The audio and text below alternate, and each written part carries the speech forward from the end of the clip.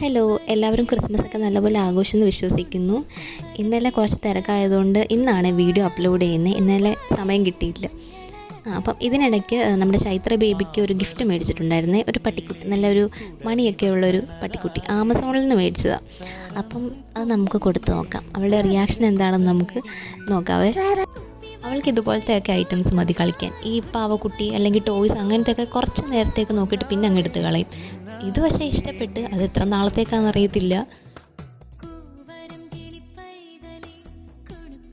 എല്ലാത്തിനോടും ആദ്യമൊക്കെ ഭയങ്കര ഇഷ്ടമായിരിക്കും, പിന്നെ അതിൻ്റെ ഓരോ പാർട്സായിട്ട് ഇങ്ങനെ ഇളക്കി കളയും. കണ്ണും വായുവൊക്കെ ഇങ്ങനെ വലിച്ചു കീറി എല്ലാം കളയും.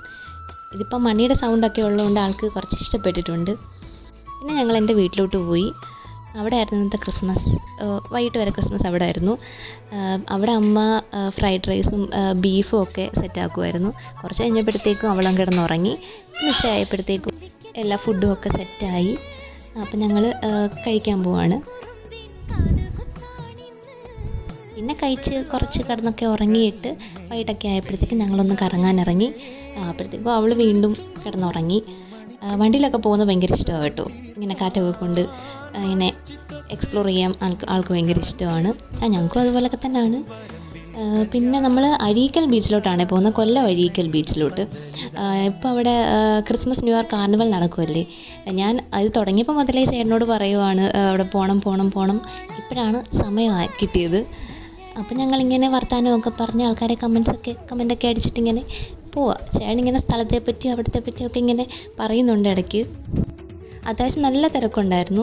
ഈ കാർണിവലും പിന്നെ ക്രിസ്മസും കൂടെ ഒക്കെ ആയതുകൊണ്ടായിരിക്കും നല്ല ബ്ലോക്കും ഉണ്ടായിരുന്നു. വൈകിട്ടൊരു 5 മണിക്കൊക്കെ ഇറങ്ങി. ഞങ്ങൾ ചെന്നപ്പോൾ തന്നെ കുറേ സമയമെടുത്തു. 6 മണിയൊക്കെ കഴിഞ്ഞ് ചെന്നപ്പോഴത്തേക്ക്. പിന്നെ ചൈത്രയുടെ ഫസ്റ്റ് ബീച്ച് എക്സ്പീരിയൻസ് ആണേ. പിന്നെ ഇവൾ വന്നതിന് ശേഷമുള്ള ഞങ്ങളുടെയും ഫസ്റ്റ് ബീച്ച് എക്സ്പീരിയൻസ് ആയിരുന്നു. അവൾക്ക് ഇഷ്ടപ്പെട്ടു നല്ലപോലെ. പിന്നെ നമ്മൾ എവിടെയെങ്കിലും പോയി കഴിഞ്ഞാൽ ഇങ്ങനെ ഫോട്ടോയും വീഡിയോ ഒക്കെ എടുക്കുമല്ലോ. അതൊക്കെ അങ്ങനെ കുറേയൊക്കെ എടുത്തു.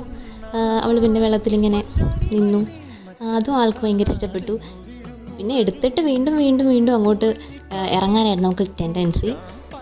പിന്നെ ഞങ്ങളും കുറേ വെള്ളത്തിലൊക്കെ ഇറങ്ങി കളിച്ചു. അവിടെ നല്ല തിരക്കുണ്ടായിരുന്നു. അതൊക്കെ കഴിഞ്ഞപ്പോഴത്തേക്ക് ഇരുട്ടി. പിന്നെ ഞങ്ങൾ കാർണിവൽ നടക്കുന്ന ആ സ്ഥലത്തോട്ട് പോയി. അവിടെ നല്ല തിരക്കുണ്ടായിരുന്നു. ഫാമിലി ആയിട്ടും അല്ലാതെയും ഒക്കെ ആൾക്കാരുണ്ടായിരുന്നു. പിന്നെ പാട്ട്, ലൈറ്റ് അതൊക്കെ ഉണ്ടായിരുന്നു.